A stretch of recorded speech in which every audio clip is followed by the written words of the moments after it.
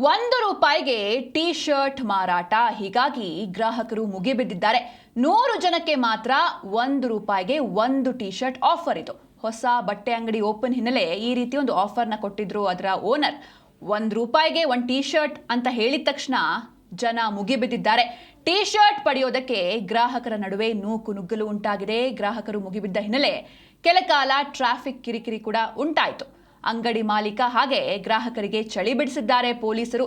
ಚಿಕ್ಕಬಳ್ಳಾಪುರ ಜಿಲ್ಲೆಯ ಚಿಂತಾಮಣಿ ನಗರದಲ್ಲಿ ನಡೆದ ಘಟನೆ ಇದು. ಬೆಂಗಳೂರು ಮೇನ್ ರೋಡ್ನಲ್ಲಿರುವಂತಹ ಅಲಕ್ಸಿ ಬಟ್ಟೆ ಅಂಗಡಿ. ನೀವು ಕೂಡ ನೋಡ್ತಾ ಇದ್ದೀರಾ, ಅಂದರೆ ಫ್ರೀ ಅಥವಾ ₹1 ಕಡಿಮೆ ರೇಟು ಅಂತ ಹೇಳಿದ್ರೆ ಜನ ಸುಮ್ಮನೆ ಕೂರೋದಿಲ್ಲ, ಹೋಗಿ ನಮಗೂ ಇರಲಿ ಅಂತ ಹೋಗ್ತಾರೆ. ನೀವು ಕೂಡ ನೋಡ್ತಾ ಇದ್ದೀರಾ ಯಾವ ರೀತಿ ಪೊಲೀಸರು ಬಂದು ಅಲ್ಲಿರುವಂತಹ ಜನರನ್ನ ಕಳಿಸ್ತಾ ಇದ್ದಾರೆ ಅಂತ. ಅಂದರೆ ಕೇವಲ ದೊಡ್ಡವ್ರು ಮಾತ್ರ ಅಲ್ಲಿ ಸಣ್ಣ ಸಣ್ಣ ಮಕ್ಕಳು ಕೂಡ ಆ ಅಂಗಡಿಯ ಮುಂದೆ ನಿಂತ್ಕೊಂಡಿರೋದನ್ನ ನೀವು ನೋಡ್ತಾ ಇದ್ದೀರಾ.